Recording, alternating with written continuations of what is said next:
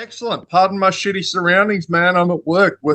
Your surroundings look fucking cool. That looks like a room I Yeah, want I to be in. got a couple records and tapes over here. I like it. We're Yeah, about. man. You're my last seventh and last interview of the day. So let's celebrate. Let's finish strong, man. What plans have Let's you got go after strong. this? Say what? What plans have you got after this?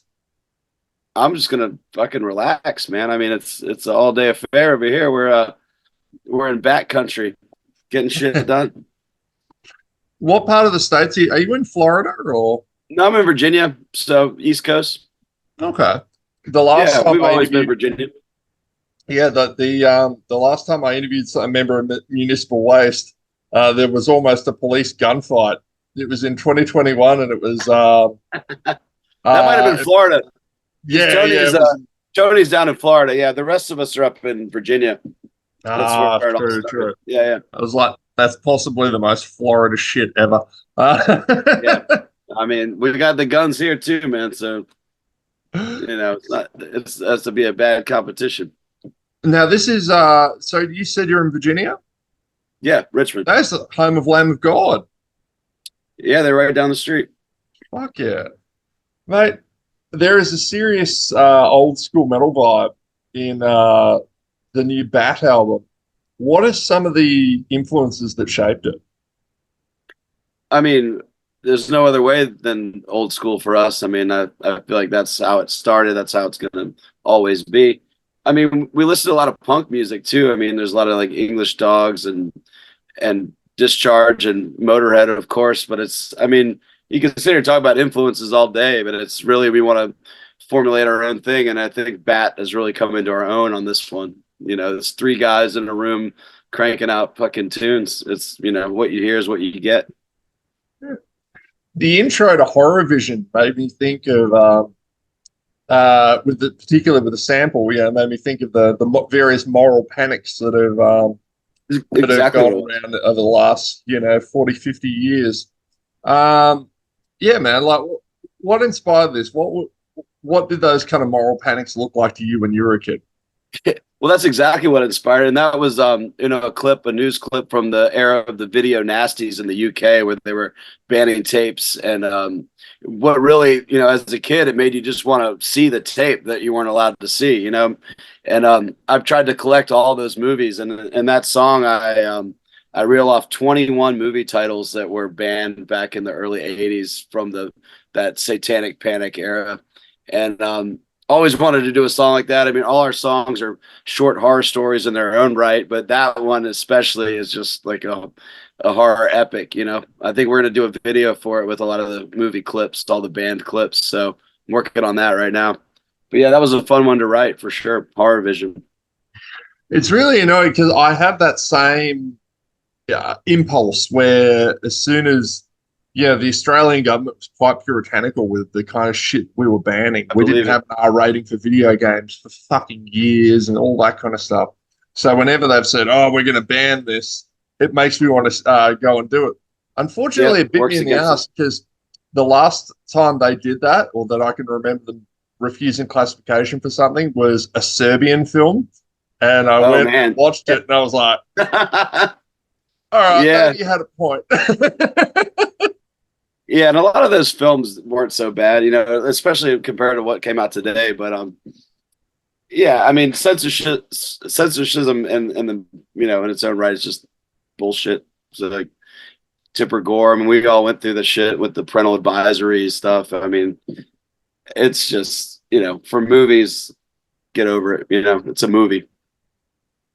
It blows my mind to think that there was a time when I believe it was the director of Cannibal Holocaust was compelled by the courts to produce the actresses, from his See, movie and they're say, still alive. Yeah, yeah, yeah. The fake snuff films. Yeah, I mean, it's funny how you can put one over on people, man. I mean, maybe they did. Maybe it's they did a good job. They made it believable. I still have the dossier, that fake dossier they made for the Blair Witch Project in the late 90s. And I was like, I was fucking convinced. If you, mate, if you wanted to kickstart a moral panic these days, what do you think you'd have to do? Because I feel like Not people are much, harder to man. shock. I mean, people are easier to offend. I know that's happened. So I mean, I'm not trying to start shit, man. It's hard, everyone's a fucking critic these days. So it's like, I just try to focus on the positive, man. Like, I mean, to me, horror and heavy metal and stuff, it's always been a positive force, in my life, whether we're singing about killing or not. I mean, I feel like it's our outlet, you put it in the song rather than do it in real life. What was some of the, was there a kind of formative gig experience for you when you were growing up that made you go, fuck yeah, I want to be a musician? Yeah, I grew up listening to heavy metal and me and my older brother, renting tapes from the library, and I had to sneak out to go to my first show, and these were like concerts, But when I was in my middle teens, I got to go to some like DIY hardcore and punk shows, and I was probably the only long-haired kid there, and I was basically seeing a world where people were doing it themselves, and it was like not there was no barrier between the audience and the people watch, and the bands. So it was just like, wow, okay, this is something I could actually do. Like I got kids from my high school up there playing, people are moshing, and it's like it's a well-run show, and it's not at a real venue. It's like it was this place called the Basement in Norfolk, and it was literally had like a bookcase that turned around, and there was the living area, and then there's the show area.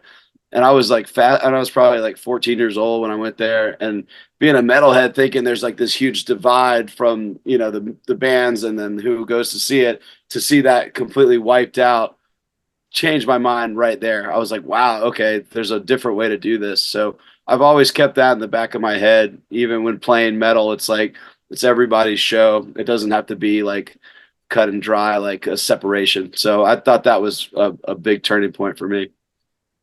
How long have you been working on Under the Crooked Claw? Well, man, we wrote it during the pandemic, so we had the songs way back then. And signing to the new label and getting everything together, like it just took so much longer than we expected. And then when we were ready to release it, they're like, "Oh no, we should wait for this distributor to work." And it's always these hoops you got to jump through. So we've been done with this for a while, sitting on it and just waiting patiently. Now we can talk about it. You get to hear it, and I guess you've heard it yourself. It's just been so rewarding talking to people that all this week doing these interviews that it's resonated with. So I couldn't be happier right now. I got the record right here in my Nice. possession, and so people are going to be getting them next week. And we did a whole unboxing thing today, and the band's super happy, and the bat's happy. I even got the bat over here with me. Bat's been hanging out. Oh, look out. So yeah, watch out. Yeah. So yeah, we're uh we're happy bats this week. So yeah, I mean, you'd be in a weird position where you've had these songs in the bag for such a long time that have you already been fielding ideas for a new album? Yeah, we've already written a couple new ones. I mean, it's one of those things like we're all, if the song comes to us, we're gonna lay it down, and we got a couple ready to go. And I mean, it's exciting to be able to. We're going on tour in a couple weeks to bust out some of these ones we've never played before, and we've been playing songs like Street Banger and Right for Exorcism already. So I mean, whatever keeps it fresh for us and exciting for us. We haven't got to tour as much as a band, so we're going even to places in the States that we've never played, and hopefully the people are hungry for it. I like playing to new people that don't even know the band. It's like cool coming up again. It's like Yeah. it's a challenge. Speaking of touring, you're about to hit Australia with Municipal Waste. That's right. We're Uh, psyched, man. yeah, man. Like, what are some of your impressions or memories of touring Australia in the past? What's kind of set us apart? Seriously, some of my favorite tours I've ever done. Like we were there in 2006 was the first time we were there, and we just immediately vibed with the people. Like I feel like it's just the right attitude, the laid backness, but with the get up and kind of party attitude that obviously suits municipal waste. So I mean that was a no brainer. And then we came back in 2013, and I just have a real liking for the people there, man. Like we didn't mean to wait this long to come back. I mean, obviously we've been busy, but it's always been in the back of our minds. We got to get back. We got to get back. It's far, it's expensive, but hey, the visa's just cleared, so we're good, man. I already bought plane tickets, so we're definitely coming. I Fuck want to get yeah. Bat over there too, man. We talked about doing some shit with Bat and the Exciter over there. We just did South America with them, and we were talking about doing Australia together, so that could work too. Easy. So, because you originally had Bat originally had a drummer that was from Texas, and so it Yeah, was Felix. yeah, so Felix. it was difficult getting you guys, being out of the same area. What did it? How did it kind of change the vibe of the band to all of a sudden have everyone in the same area? It made it, we love Felix, of course, but it made it easier being in one city, especially having a drummer. It's one thing to have like a singer that lives in a different state. I mean, Waste does that with Tony in Florida, but when your drummer lives like in Texas, like, 20 hours away, it's like you're not jamming, and if you get offered a show, it's like, well, can you fly him in, so it made things difficult back then. And having Chris in town and the writing process, it's really helped too. Just being in a room with drums, it just made a world of difference. It's what made this record what it is, I think, having Chris in the same room with us. And we all fucking get along. We're all best friends. We're having fun on the road. I mean, it's a three-piece is a dream, man. If you can get the right group of guys together, it's easy, man. Go anywhere with that. I recently interviewed High on Fire, and Those are it my was all friends too. Great yeah, man. guys. It was all three of them in the Zoom, and I was saying to Cody that this is probably the biggest compliment you have in a drummer, in that he was not local to the area, so he had to get flown in and all that kind of shit. But rather than, I said to him, like, dude, the band could have got anyone from the local area. Instead, they Yeah, got you, knowing it was a pain in the ass, and then it was like, that's how much they like you. It's a hell of a compliment when you think it is a about it. compliment. Yeah, and a good drummer is the hard to come by, and it's the biggest asset. If your drummer ain't hitting right, the band's off. So I mean, the drums are the most important, I think.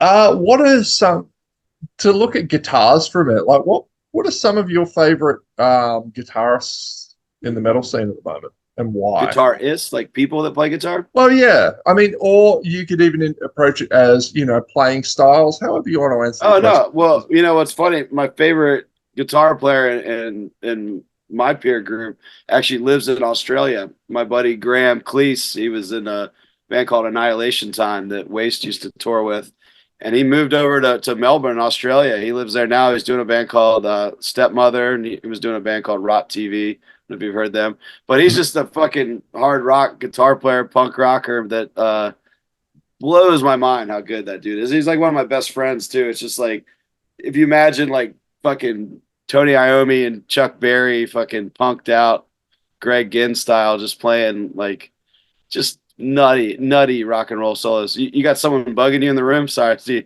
you talking. No, no, no, it's all Is good. your boss on your ass? No, no, no. All good. Gotta get those TPS reports. Yeah.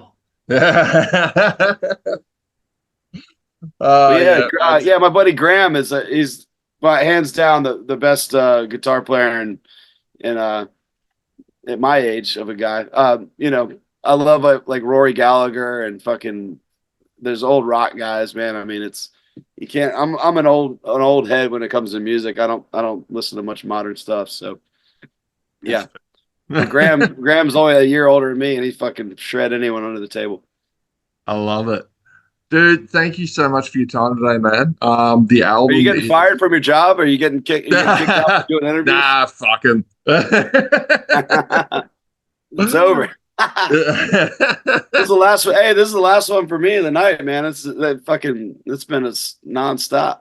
Oh, awesome, man. No, yeah, I can appreciate that. Yeah, press days must be an absolute fucking grind for some people, but I like talking to Australians. You guys are fun. You guys are easy, man. So we try, mate. We try. yeah, no, you guys are always the best. Awesome, mate. I might be seeing you at Municipal Waste. Yeah, It'll come on out. be my first show for you guys. So yeah, Nice. man. Let's fucking do it. What city are you coming out to? I'll look I'll out for be you. in Brisbane. Brisbane. And Cool. Yeah, drop me a line, man. We'll say what's up. Yeah, dude. And yeah, I'm 6'7", so you will see me in the pit. I'll look up. I'll look up. There it is. Have a good one, bro. All right, man. Good to Take see it you easy. soon. Bye.